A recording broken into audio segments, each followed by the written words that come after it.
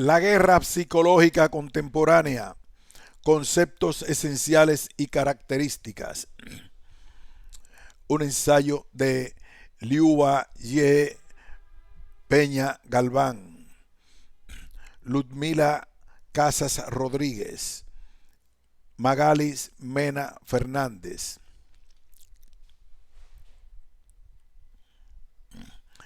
Resumen.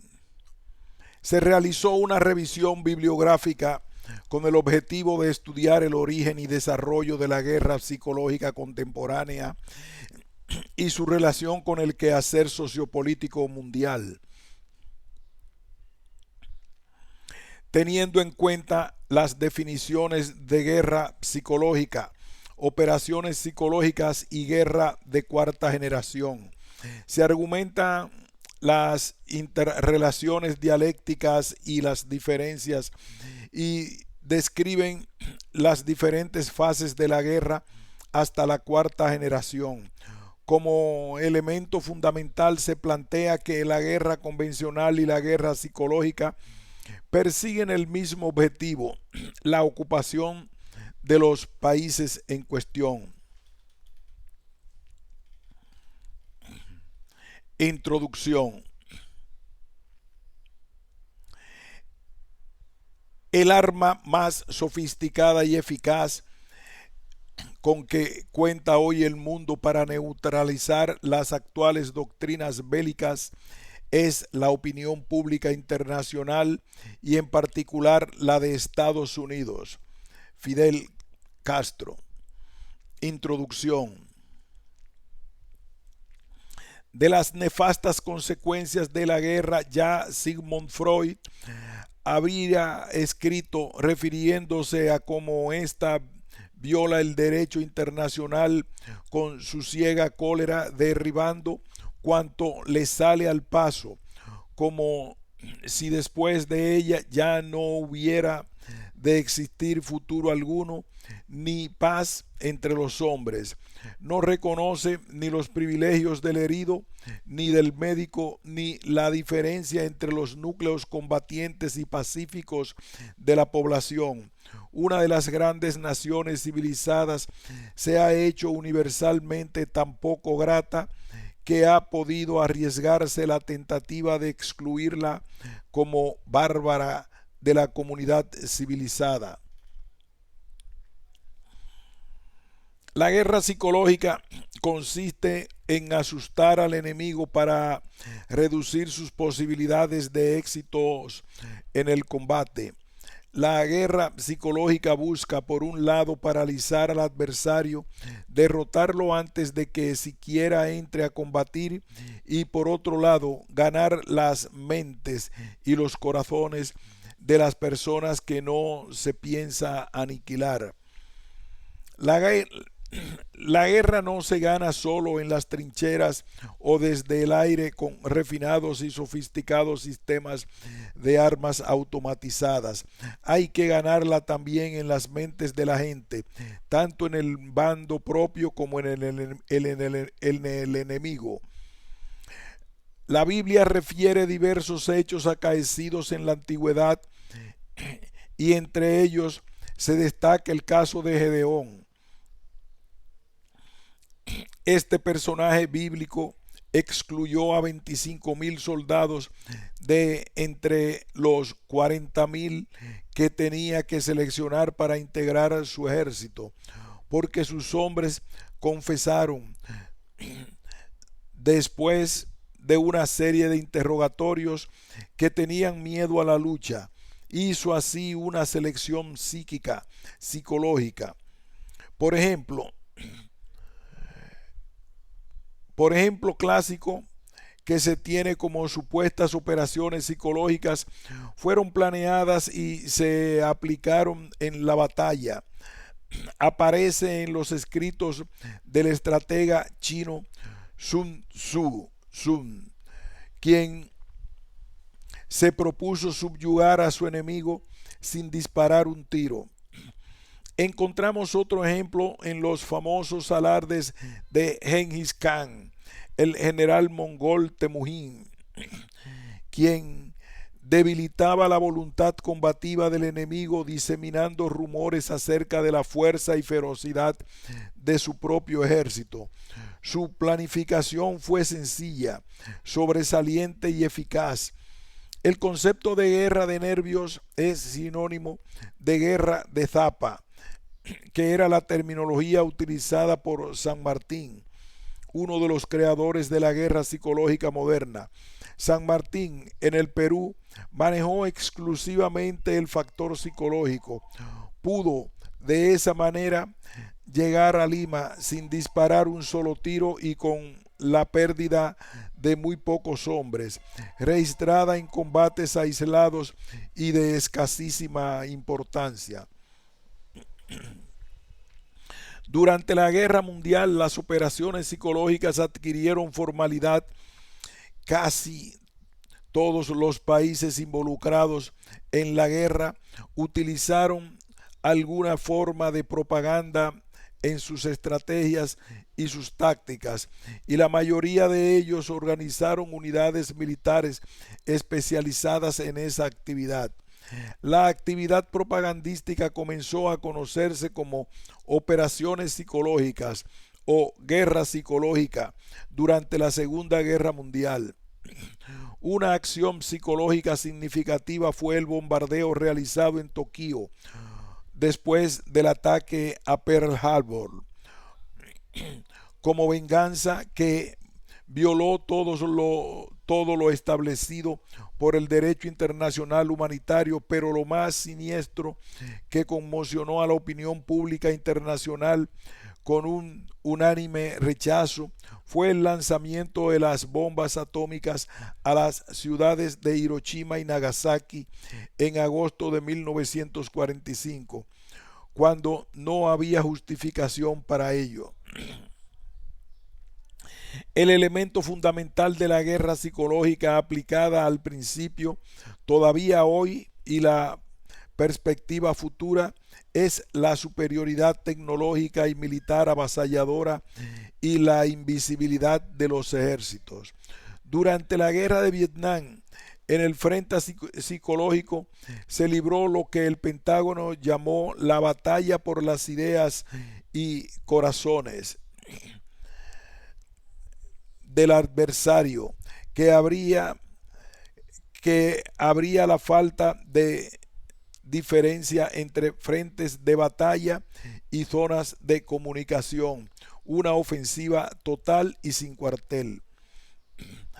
Las últimas guerras desarrolladas han demostrado que las guerras se ganan por la combinación de formas y métodos de lucha. El desgaste psicológico y la subversión ideológica se oponen en la conciencia política, la voluntad de lucha y la capacidad de resistencia psicológica y las batallas que se libran en esta esfera de paz. Esto confirma que frente al enemigo con supremacía militar y tecnológica, las batallas políticas, ideológicas y psicológicas y las formas de lucha irregular adquieren singular importancia en la defensa del país. Las guerras actuales comienzan a librarse en la esfera de las ideas y los sentimientos, casi simultáneamente en el terreno de la opinión pública nacional de agresor, en la arena internacional y en el país que será objeto de agresión, para después pasar a su conjunción con la lucha armada y acompañarla durante toda la extensión del conflicto, imbricándose de tal manera que en ocasiones resulta difícil discernir cuánto de fines militares o psicológicos persigue una acción militar. La agresión a Irak, el proceso de ocupación y pacificación y la respuesta dada al agresor corroboraron que la capacidad militar norteamericana para agredir a otros países se basa esencialmente en sus incomparables potenciales económico, tecnológico y militar, así como en el establecimiento de una correlación internacional de fuerzas favorables, sobre todo en el ámbito diplomático, para lograr lo que los estrategas militares norteamericanos llaman en la actualidad dominio de amplio espectro. Con este trabajo nos proponemos analizar los diferentes conceptos de guerra psicológica y operaciones psicológicas, así como las diferencias entre la guerra psicológica y la guerra convencional. Desarrollo. Los planes militares de los Estados Unidos en el presente siglo y el desarrollo perspectivo del mismo se basan en 7 paradigmas que consideran: la revolución en los asuntos militares es un fenómeno de cambios sistemáticos en la guerra basado en el desarrollo tecnológico, la concentración del poder militar de los Estados Unidos y unos pocos aliados. Michael Mazar en 1955 la definió como: son los grandes cambios en la naturaleza de la guerra producidos por la aplicación innovadora de nuestra tecnología, que combinamos con otros cambios drásticos en la doctrina militar y en los conceptos operacionales y organizacionales. Alteran fundamentalmente la naturaleza y la conducción de las operaciones militares. La integración funcional entre civiles y militares se desarrolla en 2 procesos paralelos. Primero en la revolución en los asuntos de negocio, dada en la integración de entidades civiles con el complejo militar industrial, y segundo, en la creciente interacción entre civiles y militares en el nivel de la toma de decisiones. La asimetría está dada por adversarios capaces de resistir por un tiempo prolongado y provocarle continuas bajas humanas al agresor. La guerra de la información, ampliamente desarrollada por los Estados Unidos y sus aliados, engendra vulnerabilidades globales. La defensa contra la proliferación de armas de destrucción masiva constituye un reto asimétrico. Incluyen armamento nuclear, las armas químicas y las bacteriológicas. El poder espacial constituye el concepto fundamental de la geopolítica del siglo XXI. La proyección del poder global es la meta del sistema estratégico norteamericano. El término de presencia futura ha sido sustituido por el de presencia global. El patrón de fuerzas acantonadas en bases ultramarinas es ya obsoleto, utilizándose el de omnipresencia global. Golpe preventivo, un concepto importante incorporado a partir del 2002 por los Estados Unidos, que, según el Departamento de Defensa, consiste en iniciar un ataque cuando existan evidencias innegables de un inminente ataque del enemigo. Este contexto descrito anteriormente nos lleva al análisis de la guerra psicológica desarrollada con la más alta tecnología con la que se cuenta en la actualidad. Guerra psicológica, definiciones y características. La guerra psicológica, identificada como un sistema dialéctico, se expande en una concepción de guerra total. Hitler dijo que las guerras del futuro serían luchadas antes de comenzar las operaciones militares, a través de la confusión mental, la contradicción de los sentimientos, la indecisión y el pánico. También William Donovan y Edmund Taylor, directores de la OSS, Gestapo, policía secreta nazi, tenían como objetivo incitar a la disensión, la confusión y al desorden dentro de los países enemigos. Según Donovan, las operaciones psicológicas encubiertas halagan las mentes de aquellos que se desean manipular con la voz confidencial de un amigo aceptado. La guerra psicológica o guerra sin fusiles es el empleo planificado de la propaganda y de la acción psicológica orientadas a direccionar conductas en la búsqueda de objetivos de control social, político o militar sin recurrir al uso de las armas. Jorge Márquez la definió como el medio de lucha que emplea en forma sistemática la propaganda y otros procedimientos para doblegar la voluntad y el espíritu del enemigo, que persigue el propósito de influir en las opiniones, sentimientos, actitudes y en los actos del enemigo, así como también en los pueblos y los países, ya sean enemigos o neutrales.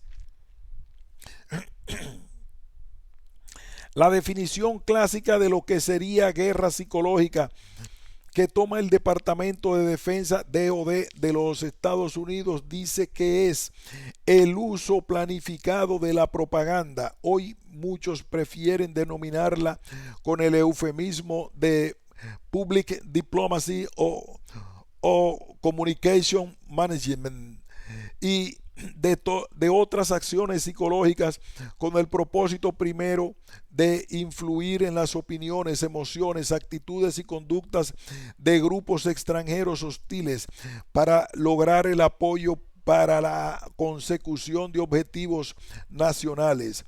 La doctrina militar de los Estados Unidos hace una diferenciación de guerra psicológica y operaciones psicológicas, aunque para algunos autores lo refieren como sinónimo. Operaciones psicológicas, OPSIC, término que reemplaza el de guerra psicológica en 1957, aunque en la actualidad se utilizan simultáneamente, a las acciones planificadas para transmitir a la audiencia a las audiencias extranjeras información y señales selectivas e influir en sus emociones, motivaciones, razonamientos y finalmente en la conducta de los gobiernos, organizaciones, grupos e individuos extranjeros. El propósito de las operaciones psicológicas está encaminado a inducir o reforzar en las audiencias extranjeras las actitudes y conductas que sean favorables a los objetivos de los que las originaron. Operaciones psicológicas es el conjunto de medidas persuasivas en tiempos de paz o de guerra que se conciben con el fin de influir en las actitudes, opiniones y comportamiento de las fuerzas contrarias, sean estas civiles o militares, con el propósito de alcanzar los objetivos nacionales. Estados Unidos establece claramente la distinción entre un programa informativo internacional a nivel estratégico y las operaciones psicológicas a nivel táctico o de campo de batalla. Las operaciones psicológicas designan un conjunto muy amplio de actividades que van de la propaganda radial a la tortura y demandan conocimientos profundos sobre las poblaciones a las que van dirigidas. En un documento redactado en 1948, las fuerzas terrestres estadounidenses definen así la guerra psicológica. Esta emplea medios físicos o morales diferentes a las técnicas militares ortodoxas, medios que buscan destruir la voluntad y la capacidad combativa del enemigo, privarlo del apoyo de sus aliados, acrecentar entre nuestras tropas y las de nuestros aliados la voluntad de vencer. La diferencia entre ambos conceptos está en que la guerra psicológica se restringe al enemigo, mientras que las operaciones psicológicas se diseñan hacia audiencias extranjeras en general. En el desarrollo de la guerra psicológica se articulan estrechamente El Departamento de Estado y las agencias gubernamentales, los medios de información, la organización militar, las Fuerzas Armadas, el Ejército y la Fuerza Aérea y las estructuras desarrolladas por la Agencia Central de Inteligencia, CIA, para las operaciones encubiertas.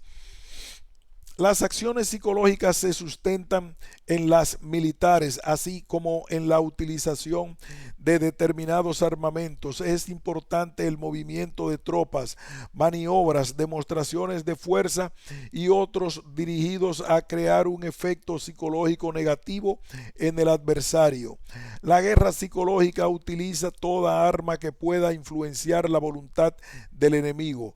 Las armas son psicológicas solamente por el efecto que producen y no por su naturaleza misma.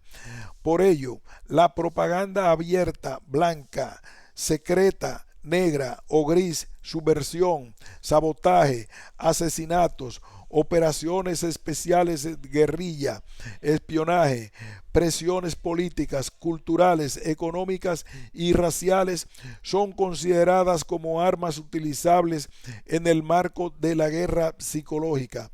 La guerra psicológica pretende tres objetivos fundamentales. 1. Desarticular las organizaciones populares simpatizantes del enemigo. 2. Debilitar la base de apoyo en los sectores de la población. 3. Eliminar la oposición política. El fin de la guerra psicológica es destruir la moral del enemigo para lograr la victoria militar, y para ello se emplean dos métodos diferentes, uno el militar y otro el político. El método militar se practica en los campos de batalla directamente contra el combatiente, mientras que el método político se dirige hacia la retaguardia, básicamente contra la población civil. Según varios analistas, en el futuro la guerra tradicional será sustituida por la guerra psicológica pura. El fin no sería la destrucción física del adversario, sino la desintegración de la moral y la vida espiritual de una nación por la voluntad de otra. Como en la guerra militar, en un plan de guerra psicológica está destinado a aniquilar, controlar o asimilar al enemigo. En este tipo de confrontación, la guerra psicológica persigue transformar a los individuos, llamados individuos masa, en soldado cooperante de los planes de dominio y control social establecidos por el capitalismo transnacional y la potencia imperialista regente. Otra expresión de la guerra psicológica fue el proyecto Camelot. Consistió en los años 60 en establecer modelos sobre los procesos que conducen a revoluciones nacionales en los países del tercer mundo para facilitar la dirección de operaciones de contrainsurrección. El proyecto Camelot consiste en los años 60 en establecer modelos sobre los procesos que conducen a revoluciones nacionales en los países del tercer mundo para facilitar la dirección de operaciones de contrainsurrección. Camelot ilustra a la perfección la intensificación de las relaciones entre los estudiosos del comportamiento y los servicios secretos estadounidenses. Emprendido en 1963, este proyecto, destinado a facilitar las intervenciones en Yemen, Cuba y en Congo belga, debe teóricamente permitir prever y prevenir el riesgo de revolución. En cuanto a la evolución de la fase de la guerra hasta la tercera generación, se describe así. La fase inicial arranca con una aparición de las armas de fuego y alcanzaría su máxima expresión en las guerras napoleónicas. Las formaciones lineales y el orden en el campo de batalla constituyen sus principales rasgos, y el enfrentamiento de masas de hombres su esencia. La guerra de primera generación corresponde a los enfrentamientos con tácticas de líneas y columnas. Fase segunda. Se comienza con el advenimiento de la revolución industrial y la disponibilidad en el campo de batalla de medios capaces de desplazar grandes masas de personas y de desatar poderosos fuegos de artillería. El enfrentamiento de potencia contra potencia y el empleo de grandes recursos, poderosos fuegos comienza con el advenimiento de la revolución industrial y la disponibilidad en el campo de batalla de medios capaces de desplazar grandes masas de personas y de desatar poderosos fuegos de artillería.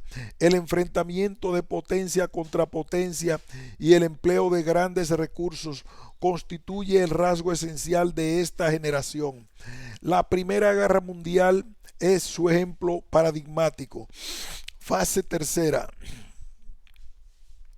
Se caracteriza por la búsqueda de neutralización de la potencia del enemigo mediante la detección de flancos débiles con la finalidad de anular su capacidad operativa sin necesidad de destruirlo físicamente. La guerra de tercera generación fue desarrollada por el ejército alemán en el conflicto mundial de 1939-1945 y es comúnmente conocida como guerra relámpago, Blitzkrieg. No se basa en la potencia de fuego, sino en la velocidad y sorpresa. Se identifica esta etapa con el empleo de la guerra psicológica y tácticas de infiltración en la retaguardia del enemigo durante la Segunda Guerra Mundial.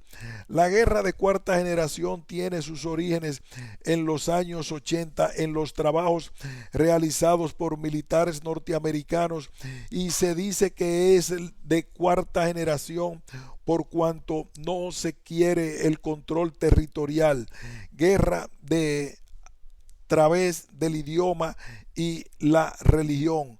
Guerra de tercera generación, sino lo que se quiere es el control y dominación mental de los integrantes de la sociedad. Guerra de cuarta generación, mediante el apoderamiento y control de la conducta social masiva. Se quiere que la sociedad sobre la que se ejerce una guerra de cuarta generación responda a los intereses del agresor, en este caso Estados Unidos, lo que le da derecho al territorio, a sus recursos naturales y a los consumidores que en ella habitan. Demostrada la vulnerabilidad a las asimetrías del ejército de Estados Unidos en los diferentes conflictos bélicos en los que ha participado y como forma de justificar el desarrollo de armamentos más sofisticados de mayor impacto psíquico y psicológico, los estrategas norteamericanos han diseñado el concepto de precisión dimensional completa, en que la guerra asimétrica no existe un frente determinado, todo es frente. Frente de guerra es todo aquel lugar en donde existe enemigo, especialmente enemigo débil y aislado. No se adhiere a normas estrictas de organización. La organización se adecúa a las posibilidades y a las expectativas. La larga guerra contra el terrorismo, que incluye la guerra irregular contra el enemigo difuso, guerrillas, paradigma de las guerras asimétricas, todo ello se ve traducido en dos importantes cambios. En primer lugar, la más dinero para fuerzas especiales, para operaciones especiales localizadas, cuya novedad sería la creación del Marine Corps Special Operations Command, al tiempo que se invierte más en el ejército de tierra, ocupación de Irak. No Corps no puede hacer mediante misiles y aviones. Vamos a repetir este párrafo completo. La larga guerra contra el terrorismo, que incluye la guerra irregular contra el enemigo difuso, guerrillas, paradigma de las guerras asimétricas. Todo ello se ve traducido en dos importantes cambios. En primer lugar, más dinero para fuerzas especiales, para operaciones especiales localizadas, cuya novedad sería la creación del Marine Corps Special Operations Command, al tiempo que se invierte más en el ejército de tierra. Ocupación de Irak no se puede hacer mediante misiles y aviones. Y en el segundo lugar, más inversión en la guerra psicológica. Se está de acuerdo con Freitas en lo referente a lo que pudiera llamar las diferencias de la guerra convencional y la guerra psicológica, pero ambas persiguen el mismo objetivo, la ocupación del país en cuestión. Lo que cambia son los métodos para realizarlo. Se ilustran algunas de las diferencias entre la guerra convencional y la guerra psicológica. Guerra convencional, guerra psicológica, utiliza el ejército para la conquista de los territorios, conquista los cerebros. Intensa preparación, movilización y despliegue de las tropas. Intensa campaña propagandística de desinformación a la opinión pública nacional e internacional. El objetivo es matar. El objetivo es el control del pensamiento y la conducta de las personas. Doblega la voluntad de las personas en los territorios ocupados. La voluntad es tomada por fuerzas de ocupación invisibles sin darse cuenta. No hay fuego de fusiles ni balas que le apunten. El blanco son las vulnerabilidades y contradicciones psicológicas.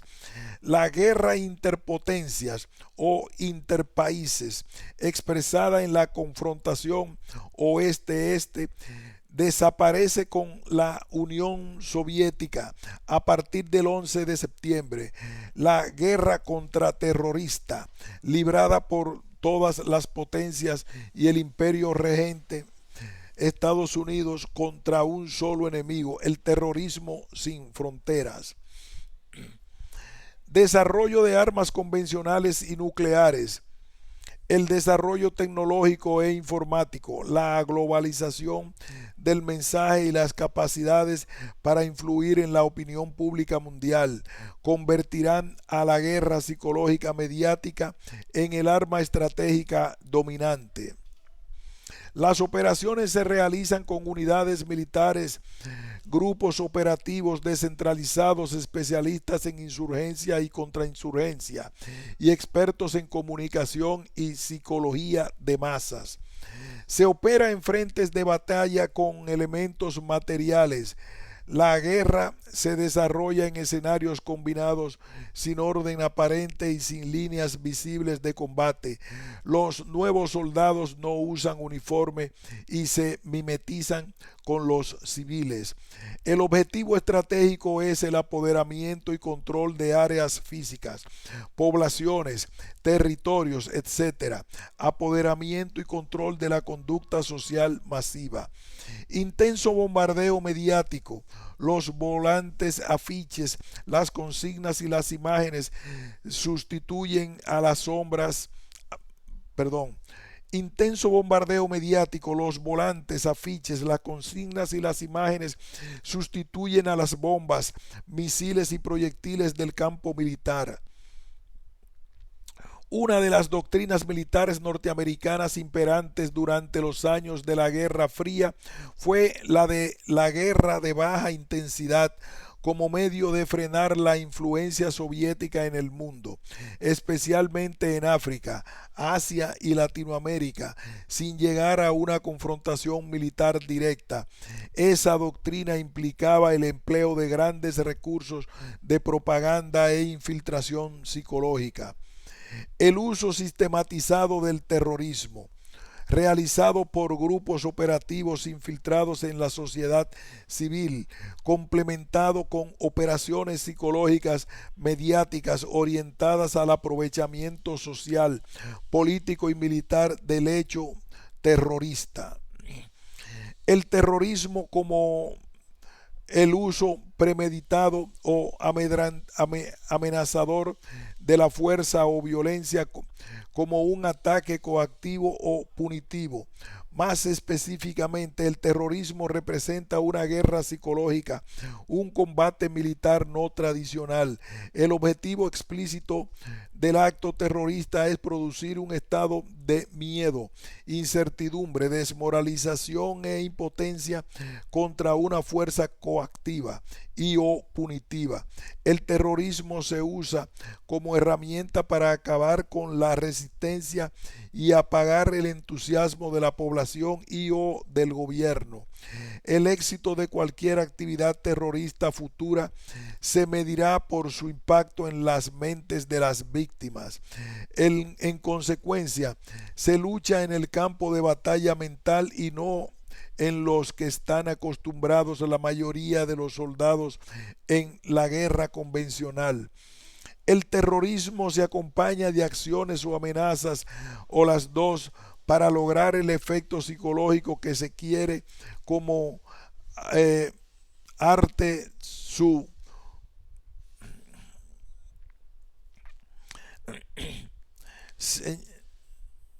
el terrorismo se acompaña de acciones o amenazas o las dos para lograr el efecto psicológico que se requiere, como Arte Su señaló en su tratado The Art of War, el arte de la guerra. Pelear y vencer en todas las batallas no constituye la excelencia suprema. La excelencia suprema se logra acabando con la resistencia del enemigo sin pelear. Desde el punto de vista psicológico, se puede hablar de tres mecanismos terroristas de acción. El terrorismo se puede usar para provocar un estado de conmoción, bajar las defensas en gran manera y desistir de la idea de resistir. Para destruir las defensas lentamente y desistir de la idea de resistir.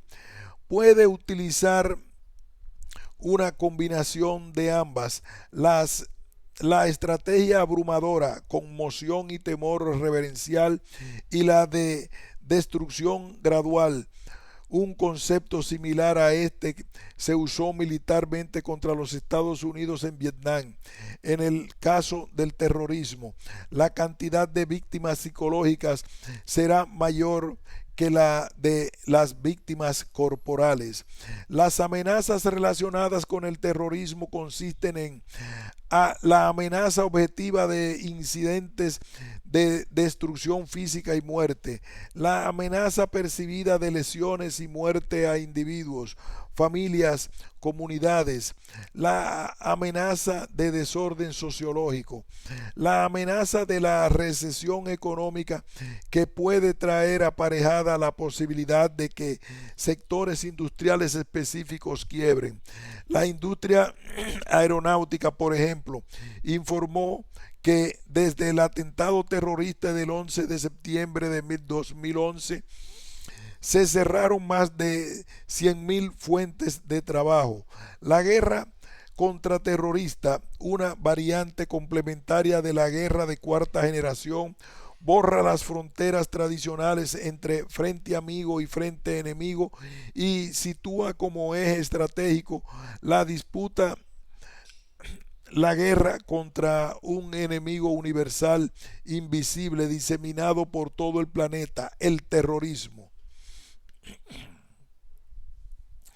La lógica del nuevo enemigo de la humanidad identificada con el terrorismo tras el 11 de septiembre con la caída de las Torres Gemelas se articula operativamente a partir de la guerra centroterrorista que compensa la desaparición del enemigo estratégico del capitalismo en el campo internacional de la Guerra Fría, la Unión Soviética. La guerra interpotencias o interpaíses expresada en la confrontación este-oeste desaparece con la Unión Soviética.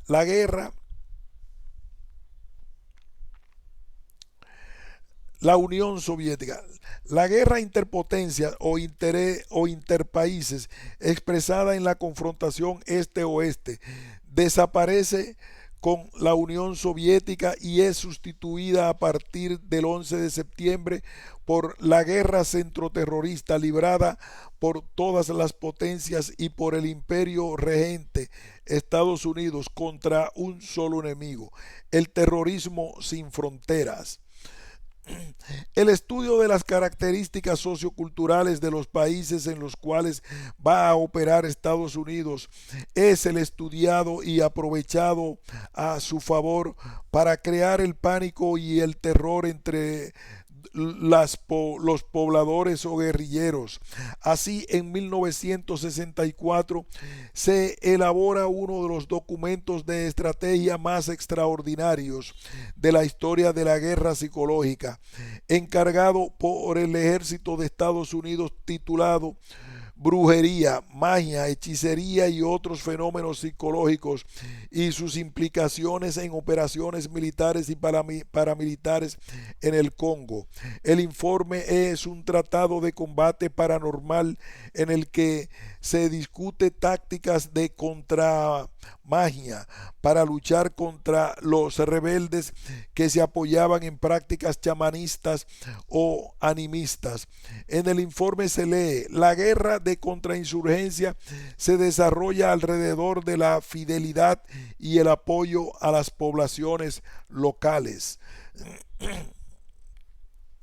El Departamento de Defensa ha reconocido que parte de sus esfuerzos en investigaciones y desarrollos para apoyar operaciones de contrainsurgencia deben orientarse hacia la gente de los Estados Unidos y en el extranjero relacionada en este tipo de guerra. Así han sido llamados por el gobierno antropólogos, psicólogos, sociólogos, politólogos y economistas cuya orientación profesional hacia el comportamiento humano los habilita para realizar contribuciones útiles en este campo, como por ejemplo en la explotación militar de las características culturales locales de una comunidad con el fin de amedrentarlos.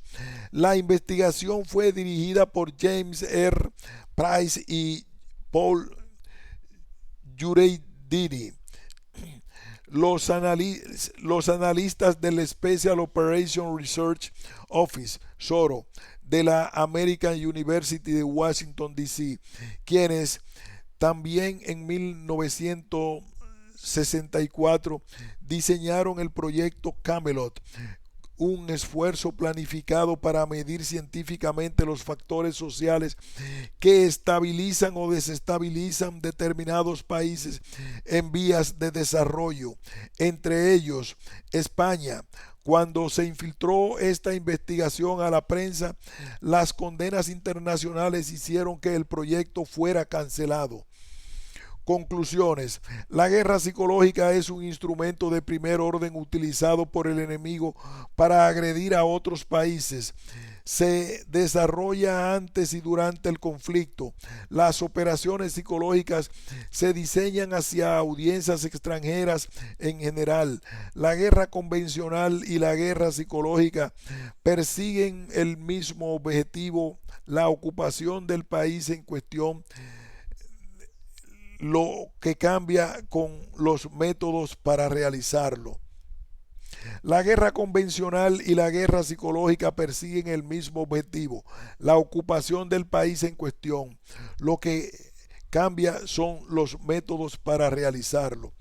Las guerras actuales comienzan a librarse en la esfera de las ideas y los sentimientos, casi simultáneamente en el terreno de la opinión pública nacional de agresor, en la arena internacional y en el país que será objeto de la agresión.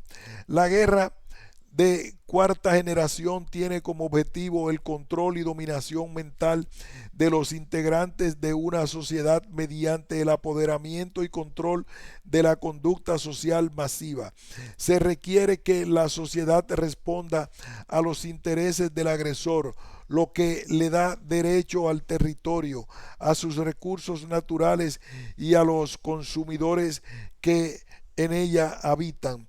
La guerra contraterrorista en la actualidad, variante complementaria de la guerra de cuarta generación, borra las fronteras tradicionales frente amigo y frente enemigo y sitúa como eje estratégico la disputa, la guerra contra un enemigo universal invisible diseminado por todo el planeta, el terrorismo.